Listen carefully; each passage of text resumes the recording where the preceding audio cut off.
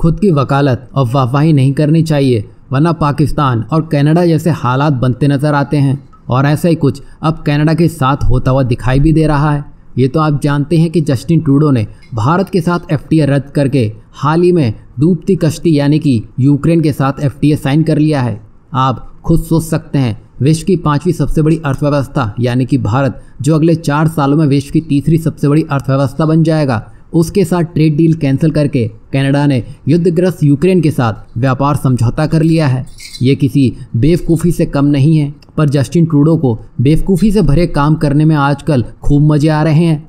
वहीं जहां कनाडा डूबती कश्ती में सवार हो चुका है, तो कनाडा के ही सहयोगी देश ऑस्ट्रेलिया ने भारत के लिए कुछ ऐसा कर दिया है जिससे ट्रूडो की बत्ती गुल होने वाली है। दरअसल हाल ही में क्वाड सदस्य ऑस्ट्रेलिया ने शुक्रवार को संयुक्त राष्ट्र सुरक्षा परिषद यानी कि UNHC में भारत की स्थायी सदस्यता का समर्थन कर दिया है। वहीं 5I में कनाडा को ना तो अमेरिका का साथ मिल रहा है और ना ही ब्रिटेन और ऑस्ट्रेलिया का। उल्टा 5I के देश भारत को मजबूती देने के काम में जुट चुके हैं।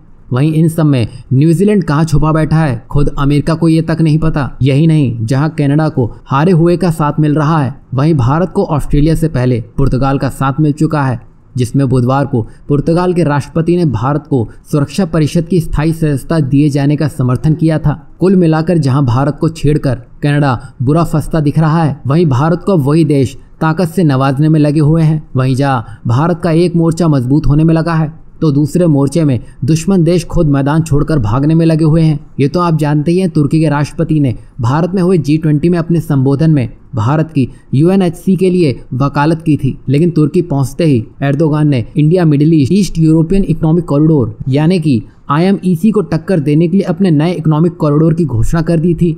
यहाँ तुर्की ये भूल गया है कि उसके पास ऐसा कुछ भी करने के लिए एक फूटी कौड़ी तक नहीं है। आपको याद होगा, तुर्की ने जब भी UN जनरल असेंबली में बोला है, तब उसने पाकिस्तान का समर्थन किया है और भारत को किनारे करने की कोशिश की है।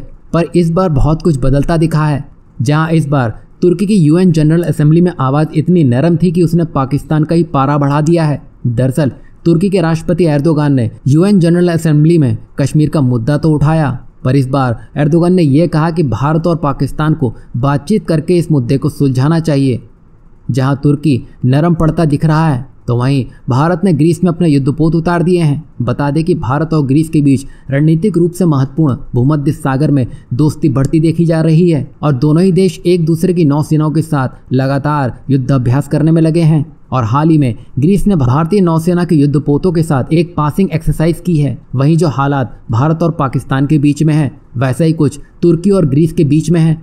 तो इससे आप समझ सकते हैं कि भारत तुर्की को क्या समझाना चाहता है, और तुर्की जिस तरह डरने में लगा है, तो वो डर अच्छा है।